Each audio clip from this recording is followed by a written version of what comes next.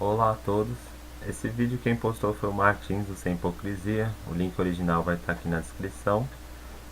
E eu queria colocar ele aqui no meu canal, porque no vídeo 33 eu falo sobre o verdadeiro céu, né?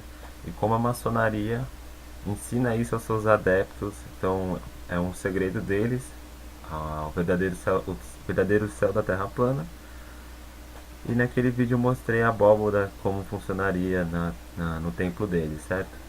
E esse vídeo aqui, ele comprova mais uma vez o nosso verdadeiro céu e as nossas verdadeiras estrelas e planetas, do quais eu vou falar nos próximos vídeos, então esse vídeo vai ser bem relevante.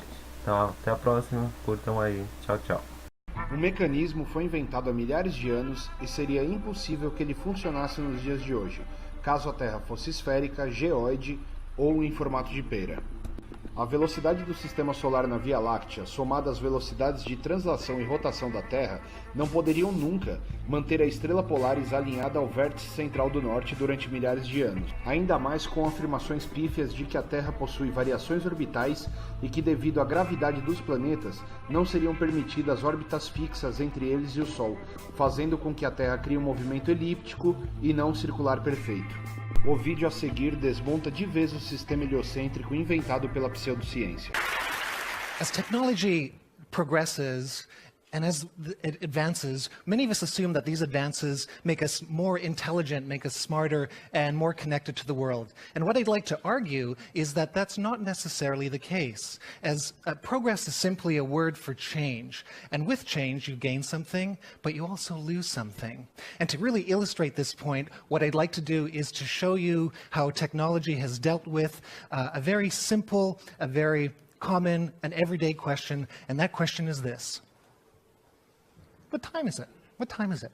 If you glance at your iPhone, it's so simple to tell the time. But I'd like to ask you, how would you tell the time if you didn't have an iPhone? How would you tell the time, say, 600 years ago? How would you do it? Well, the way you would do it is by using a device that's called an astrolabe. So an astrolabe is relatively unknown in today's world, but at the time, in the 13th century, it was the gadget of the day. It was the world's first popular computer, and it was a device that, in fact, is a model of the sky. So the different parts of the astrolabe in this particular type, the rete corresponds to the position of the stars, the plate corresponds to a coordinate system, and the mater has some scales and puts it all together. If you were an educated child, you would know how to not only use the astrolabe, you would also know how to make an astrolabe. And we know this because the first treatise on the astrolabe, the first technical manual in the English language, was written by Geoffrey Chaucer. Yes, that Geoffrey Chaucer in 1391 to his little Lewis, his 11-year-old son. And in this book, little Lewis would know the big idea. And the central idea that makes this computer work is this thing called stereographic projection. And basically the concept is, how do you represent the three-dimensional image of the night sky that surrounds us onto a flat, portable two-dimensional surface? The idea is actually relatively simple. Imagine that the Earth is at the center of the universe, and surrounding it is the sky projected onto a sphere. Each point on the surface of the sphere is mapped through the bottom pole onto a flat surface where it's then recorded. So the North Star corresponds to the center of the device. The ecliptic, which is the path of the sun, moon, and planets, correspond to an offset circle. The bright stars correspond to little daggers on the rete, and the altitude corresponds to the plate system. Now, the real genius of the astrolabe is not just the projection. The real genius is that it brings together two coordinate systems so they fit perfectly. There's the position of the sun, moon, and planets on the movable rete, and then there's their location on the sky as seen from a certain latitude on the back plate. Okay? So how would you use this, this device? Well, let me first back up for a moment. This is an astrolabe. Pretty impressive, isn't it? And so this astrolabe is on loan from us from the Oxford School of Museum of History. And you can see the different components. This is the mater, the scales on the back. This is the rete, okay, do you see that? That's the movable part of the sky. And in the back you can see like a spiderweb pattern, and that spiderweb pattern corresponds to the local coordinates in the sky. This is a rule device, and on the back are some other devices, measuring tools, and scales to be able to make some calculations, okay?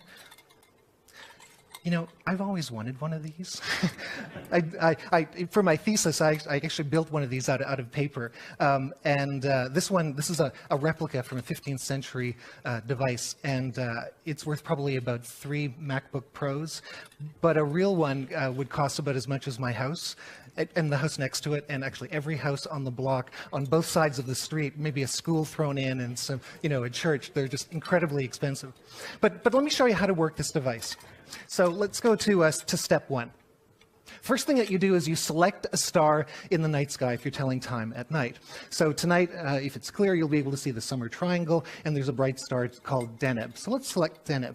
Second is you measure the altitude of Deneb. So step 2, I hold the device up, and then I sight its altitude there, so I can see it clearly now. And then I measure its altitude. So it's about 26 degrees. You can't see it from over there. Step 3 is to identify the star on the front of the device. Deneb is there, I can tell. Step 4 is I then move the rete, move the sky, so the altitude of the star corresponds to the scale on the back. Okay, so when that happens, everything lines up. I have here a model of the sky that corresponds to the real sky. Okay, so it is, in a sense, holding a model of the universe in my hands. And then finally, I take a rule and move the rule to a date line, which then tells me the time here. Right, so that's how the device is used. So I know what you're thinking. That's a lot of work, isn't it? Isn't it a ton of work to be able to tell the time as you glance at your iPod to just check out the time. But there's a difference between the two, because with your iPod you can tell, or your iPhone, you can tell exactly what the time is with precision. The way little Lewis would tell the time is by a picture of the sky. He would know where things would fit in the sky. He would not only know what time it was, he would also know where the sun would rise and how it would move across the sky. He would know what time the sun would rise and what time it would set. And he would know that for essentially every celestial object in the heavens. So in computer graphics and computer user interface design, there is a term called affordances. So affordances are the qualities of an object that allow us to perform an action with it. And what the astrolabe does is it affords us to connect to the night sky, to look up to the night sky and be much more, to see the visible and the invisible together. So that's just one use. It's incredible. There's probably 350, 400 uses. In fact, there's a text that has over 1,000 uses of this first computer. On the back, there's scales and measurements for terrestrial navigation. Astrolabes have an incredible history. They're over 2,000 years old. The concept of stereographic projection originated in 330 BC. And the astrolabes come in many different sizes and shapes and forms. There's portable ones, there's large display ones. And I think what's common to all astrolabes is that they're beautiful works of art. There's a quality of craftsmanship and precision that is just astonishing and remarkable. Astrolabes, like every technology, do evolve over time. This one really extraordinary because the rete pattern is completely symmetrical and it accurately maps a completely asymmetrical or random sky. How cool is that? It's just amazing. So would little Lewis have an astrolabe?